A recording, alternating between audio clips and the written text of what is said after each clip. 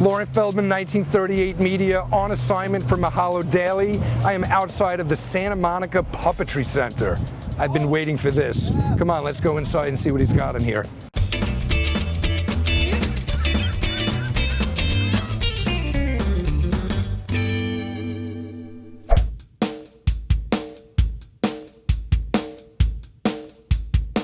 I am here with Steve Meltzer at the Santa Monica Puppetry Center. Steve is an expert and one of the leading authorities on puppetry. Thank you for having me. Pleasure to be here to receive you.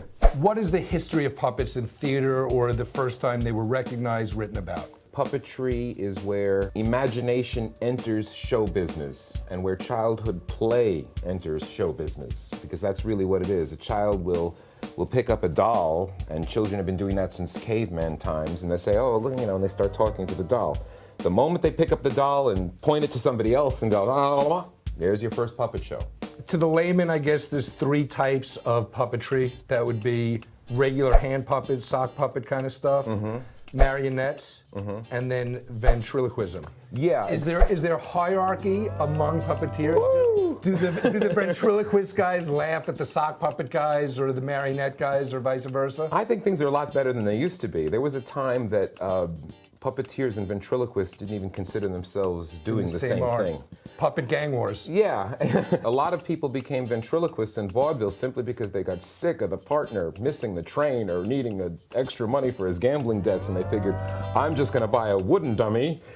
And that's very interesting. He knows I know both lines, and at the end of the night, he goes into the case. Are you going to give us a tour of the place? Certainly. Okay, Steve, what are you going to show me first? Well, I have back here, we show this at the end of every show, this little clown marionette, but what's actually more significant about him is the larger marionette who's holding on to his likeness. So you ready to see the whole thing? Please. It's right behind this curtain here.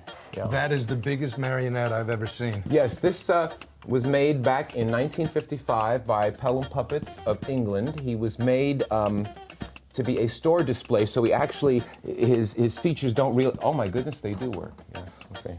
The kids at that point scream in the audience. Back here. Wow. Wow. These are the Pelham Pop Singers. They were produced in 1964. They never had a license from the Fab Four, which is why eventually they started dressing them in Hawaiian shirts. But those were, in fact, supposed to be the Beatles. Absolutely. But to also further prevent problems, they gave Ringo a saxophone. And I think George ended up with the drums. I was hoping a friend of mine is also involved in the puppet business. I was hoping maybe you could sit down and give him some advice. Sure. Is it anybody I know? It's a guy named Shell. Shell Israel. Shell Israel. I'm here with Steve Meltzer. He runs the place, and he's going to give me some tips. Thanks, Steve. I need all the help I can get. Sure. But I think actually the way we could best help you would be to go over some of the basic elements of puppet design. For example, your eyes. I find that the shape that they are, and perhaps you can talk to whoever, designed and created you, could use just a little improvement. I would go more with the oval thing with the eyebrows. Let me just put in the pupils. You'll see what I mean. See? Gosh, that's whoa. What? Those eyes just moved. Those eyes are moving. No, those eyes aren't moving. They're moving, Steve. No. Holy, wow, they're moving. Boy, I hope if I draw a nose, it doesn't start smelling. I guess there's one way to find out. I do all my own writing, too. I see that, Steve. Important thing. All right, we'll outline the face and a little neck. No necking. Jesus, he's a comedian, too, huh? Oh, that's just the marker squeaking. Don't worry, pictures don't talk. Think again. What the hell is that, Steve? You're playing tricks on me. You spoke? I did. Crap, this is freaking me out. How did you do that? Very well. What's your name? Huh? What's your name? Huh? Oh, for heaven's sake. What is your name? I heard you. My name is Who's this? This is Shell. Hi. Shell. Hi. Hi. Hi. Gosh, you're weird. Thank you. Can I have some hair like Shell? Yes, we'll give you some hair like Shell. What's the matter? Tickles. Stop it. Woo!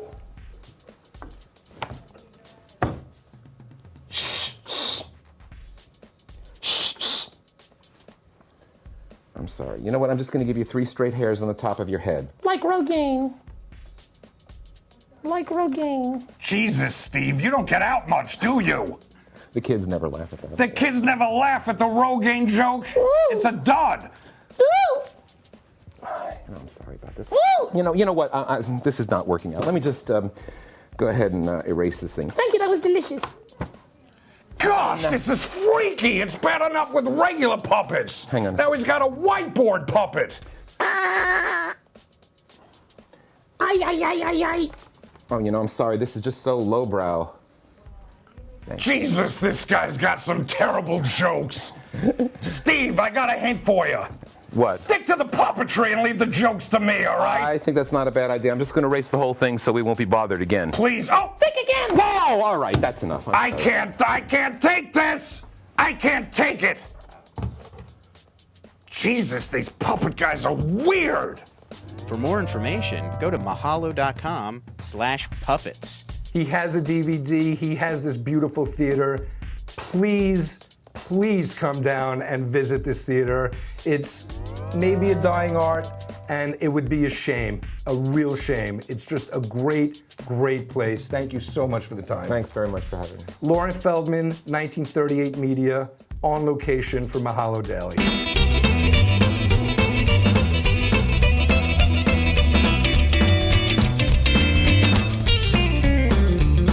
You must look deeply into the eyes of whoever you're talking to, whether it be another puppet or another person or look, it's a camera. Hello, camera. Jesus, you're a freak.